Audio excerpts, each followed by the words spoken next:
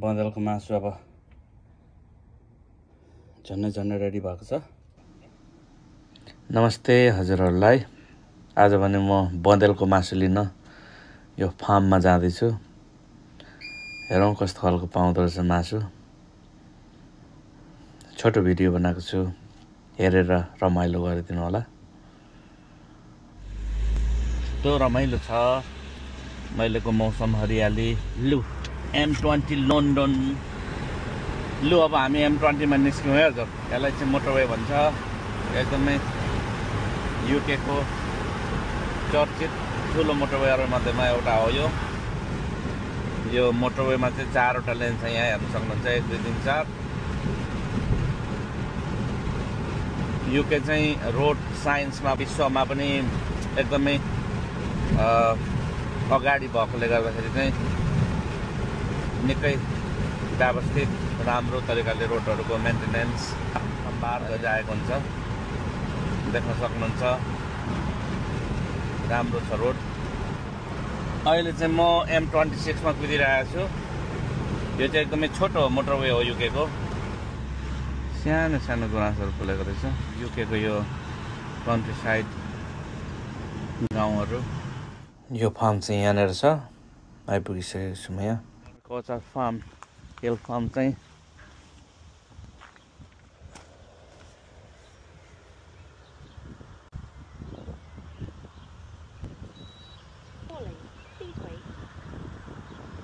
Hello सृष्टि। 5 मिनटमा आउँछ अरे। कस्तो रमाइलो ठाउँ रहेछ। आहा हेर, यहाँ धनी मान्छेहरूको त लाइफ छ नि। यहाँ यत्रो कम्पाउन्ड लगाएर बसिरहेको छ एकजना, एउटा घर। यहाँ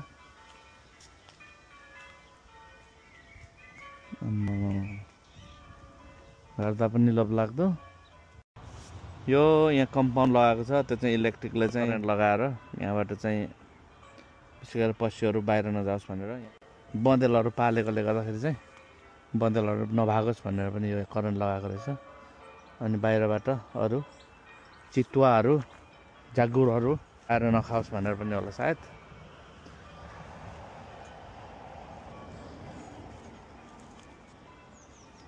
यहाँ पनि करेन्टको लागि चाहिँ ठाउँ चाहिँ राख्दै रहेछ यहाँ। Wow, what a nice place.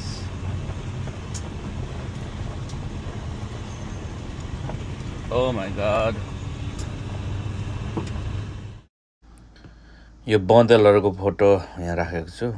ठ्याक्कै बँदेल खिच्ने बेलामा चाहिँ ब्याट्री सिद्धिएर बिजोग भयो। हाम्रो चाहिँ फिर्ती सवारी हुँदैछ। सुँगुर होइन, बङ्गुर पनि होइन, बँदेल। बँदेल लिएर हामी आउँदैछौँ। बँदेल। अनि बँदेल फार्मको मालिक चाहिँ फेरि ब्रिटिस सेनाकै एउटा साथीहरू हुनुहुँदो रहेछ। कस्तो रमाइलो भयो भने अफगानिस्तानको कुराकानी भयो। नेपाल पनि पुगेको रहेछ ट्रेनिङ दिनको लागि। अनि अहिले चाहिँ अझै पनि टेरिटोरियल आर्मीमै रहेछ त्यो साथी चाहिँ। अनि उसको चाहिँ 25 एकडमा चाहिँ बँदेल पालेको रहेछ। 20 एकडमा चाहिँ उसको अर्को रुख काट्ने यताउति ट्री सर्जनको उसको बिजनेस पनि रहेछ। अनि घर पनि त्यहीँ बनाएको रहेछ, फार्म हाउस बबाब। त्यहाँको ठाउँ चाहिँ अलिकति सुरक्षाको कारणले गर्दाखेरि खिचिनँ मैले आफैले, साथीले नखिच भनेको त होइन। अनि मलाई डिस्काउन्ट रेटमा अलिक सस्तोमै मासु पनि दिएर पठाए साथीले। रमाइलो भयो कुराकानी। अनफर्चुनेटली मेरो चाहिँ ब्याट्री सिद्धियो, त्यसले गर्दाखेरि त्यहाँको अरू खिच्नु चाहिँ पाइनँ। अहिले चाहिँ फेरि गाडीमा चार्ज गरेर टक्क लाएर फर्किँदै गरेको खिचिरहेको छु।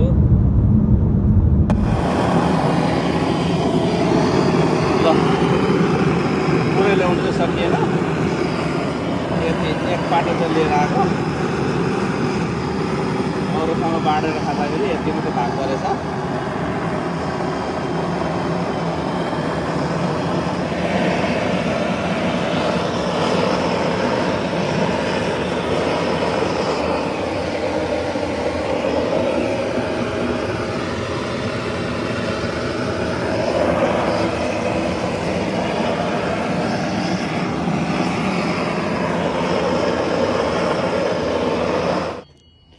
यस्तो बनाइयो है। अब चाहिँ यो अब खौरेर पठाउनु पर्छ टक्क लाएर टक्कसँगले अलिक नलाग्ने खालको चाहिँ छुरीले सच यसरी हेर्नुहोस् त ल यो केही दलेको छैन यहाँ।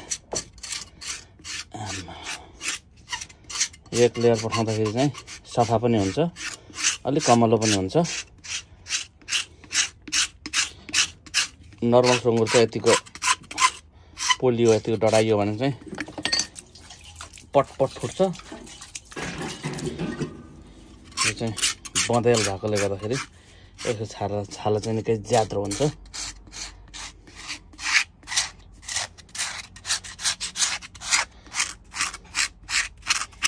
एक 140 पाउन्डको है हजुर यो चाहिँ 25 केजी। ल यस्तो बनाइयो। अब काट्नु बाँकी। ल अब चाहिँ यस्तो टुक्रा बनाइयो। अब यसलाई चाहिँ पिस बनाउनु मात्र बाँकी छ। यस्तो दामी बँदेलको मासु अब झन्डै रेडी भएको छ। थ्याङ्क यू सो मच हेरिदिनु भयो।